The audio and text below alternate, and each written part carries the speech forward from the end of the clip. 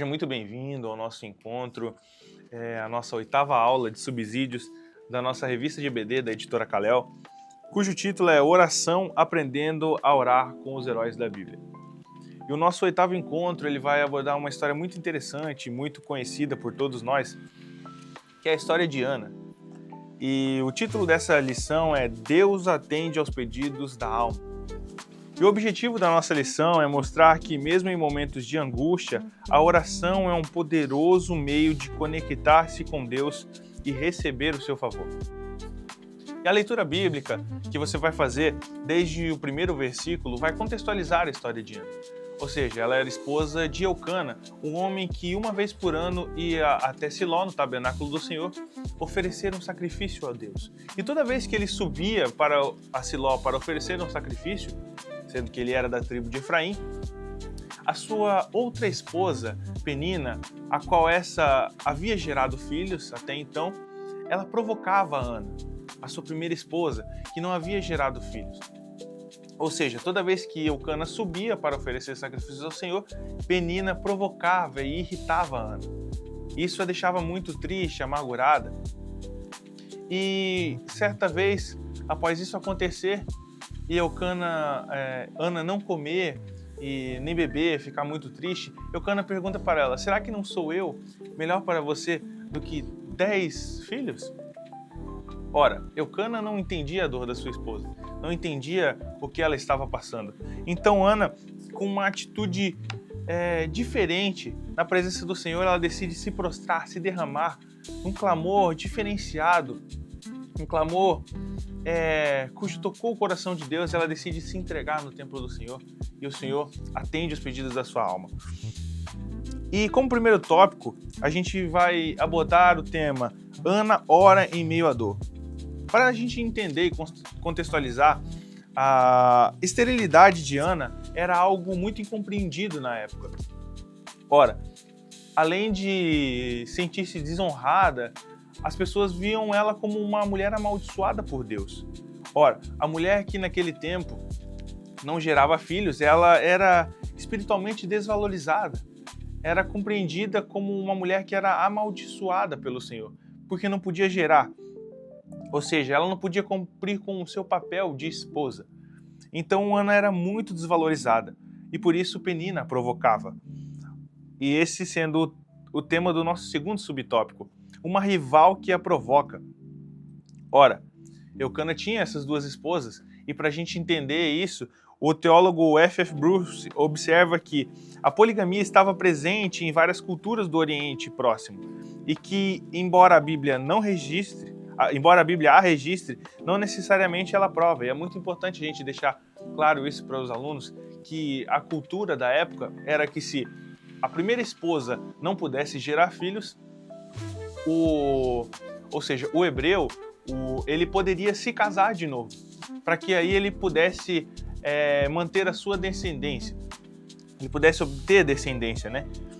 E como no terceiro subtópico, vai dizer assim, está ruim, mas ainda não é o fim. Ou seja, em meio a dificuldades, desafios, é crucial a gente lembrar que a situação atual, por mais que seja complicada e que pareça que é o fim, isso não define o nosso destino. Há algo ainda que pode ser feito no Senhor. E aqui no nosso quadrinho amarelo, vai dizer assim, professor, interaja com seus alunos sobre a realidade de como a dor de Ana é palpável e como cada um de nós lida com as nossas dores. Quem nunca sentiu, em algum momento da vida, que estava ficando para trás? Ao olhar ao redor, é fácil perceber que os outros, que começaram a jornada depois de nós, talvez, parecem ter avançado mais rapidamente em direção aos seus sonhos. E a nossa lição ela vai trazer aqui uma aplicação do texto, que é muito importante você, como professor, destacar. Em sua aflição, Ana busca refúgio na casa do Senhor.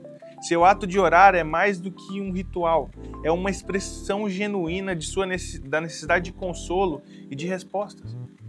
Ou seja, especifique aí para o seu aluno, explique para ele que se nós temos alguma necessidade, e o ato de orar ele é muito mais do que um ritual, é se derramar na presença do Senhor, porque Ele escuta os clamores da alma humana, Ele escuta os pedidos da alma.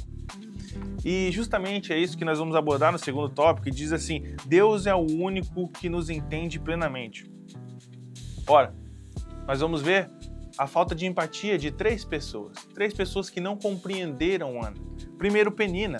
Ela mesmo como mulher, ela não buscou se solidarizar de Ana, ter solidariedade de Ana, ter compaixão da situação dela. Não, ela provocava.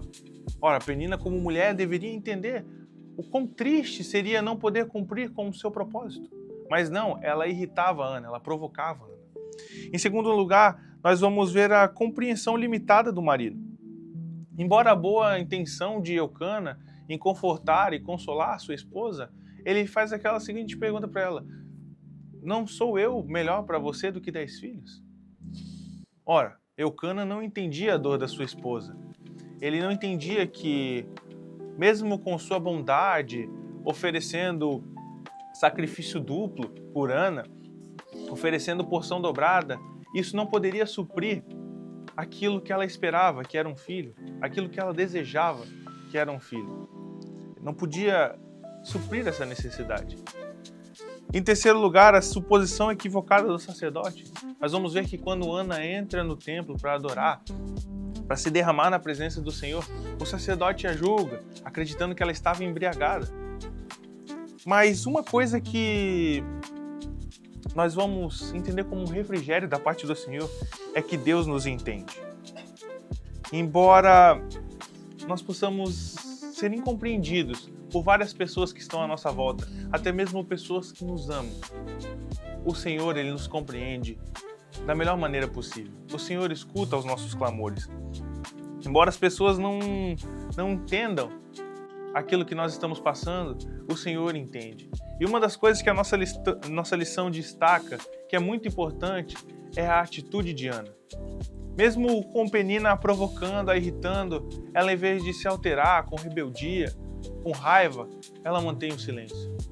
Mesmo com o seu marido não compreendendo a sua dor e tratando aquilo como algo frívolo, ou seja, porque ele já havia suprido a sua necessidade, ele já tinha filhos.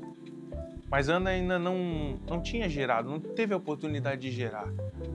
Então, Eucana não compreende a dor da sua esposa e, em vez dela o tratar com rispidez, com falta de respeito, não. Ana o trata com respeito e chama o seu marido de meu senhor.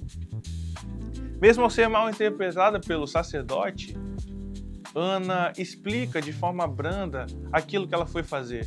Ela não se rebelou por o sacerdote a ter julgado de forma errada. Não, ela explica que ela estava ali clamando por um filho, clamando por algo da parte do Senhor, por uma solução. E novamente a lição vai trazer-nos um conselho para aplicar o texto. Por si só, o ato de orar é uma entrega àquele que conhece as profundezas do nosso ser. Ou seja, entregar a nossa dor, os nossos clamores, as nossas reclamações ao Senhor, pois Ele entende. Enquanto os outros podem não compreender nossas lutas e desejos, Deus nos ouve e conhece o que realmente é necessário para a nossa alma. Somente Deus, Ele pode entender a nossa dor, pode compreender aquilo que estamos passando da melhor forma possível. E no terceiro tópico nós vamos abordar a resposta divina chega na hora certa. E no primeiro subtópico vai tratar de propósitos maiores. A narrativa nos mostra que, ao contrário do que poderia se esperar, a resposta divina não é uma solução instantânea, mas uma experiência de crescimento e de fé. Ou seja, o Senhor estava gerando em Ana algo muito maior do que somente aquele filho. Estava gerando em Ana uma perseverança da parte dele, para que ela pudesse se manter firme e para receber o seu milagre na hora certa, no momento certo. E no segundo subtópico vai tratar de alinhando a nossa vontade com a vontade de Deus. A experiência de Ana revela que as orações mais impactantes são em grande parte acompanhadas de lágrimas. Ana se derramou na presença do Senhor de forma diferente e ela alinhou os seus propósitos com os propósitos do Senhor. Ela decidiu entregar o seu filho. E se nós buscarmos o contexto um pouco antes, nós vamos entender que Israel vinha sofrendo com a sua liderança. Uma liderança já obsoleta, com os filhos do sumo sacerdote profanando o templo do Senhor. Então, o Senhor precisava de um líder para o seu povo. E Ana precisava de um filho. O que ela faz? Ela alia os seus propósitos com os propósitos do Senhor. E ela decide entregar o seu filho a ele. E novamente, para a aplicação do texto, a revista nos mostra: a fé nos convida a reconhecer que as dificuldades que enfrentamos podem ser parte de um propósito muito maior, moldando-nos e preparando-nos para receber as bênçãos que Deus tem em vista. Às vezes aquilo que pedimos é apenas parte de algo muito mais grandioso. Ou seja, às vezes nós esperamos que o Senhor cumpra uma pequena parte e Ele está esperando para realizar em nós algo muito maior. Ele está gerando em nós algo muito maior, em uma proporção muito maior. Ana precisava de um filho e o Senhor precisava de um líder para a sua nação, um líder espiritual, um líder político, e foi esse líder que Samuel foi. E para concluir, uma das coisas que mais me chama a atenção que Ana faz é que, ao colocar o nome do seu filho de Samuel, ela, em gratidão, coloca esse nome como "eu o pedi ao Senhor". Esse é o significado do nome Samuel. Ela pediu ao Senhor. Em gratidão, ela entrega o seu filho ao Senhor e ela oferece não só esse filho, mas tudo aquilo que ela tinha, ela derrama no altar do Senhor. E Samuel, ele vai crescer no templo, aprendendo do Senhor.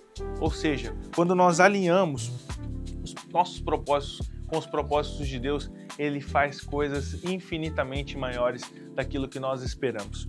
E a reflexão da semana vai dizer assim: assim como Ana, podemos trazer nossos anseios ao Senhor, confiantes de que Ele ouve e responde da maneira que glorifica seu nome e cumpre seus propósitos. O Senhor quer realizar um milagre em nós, mas não só para nos abençoar, mas também cumprir com os propósitos dele nas nossas vidas e daqueles que estão ao nosso redor. Deus abençoe.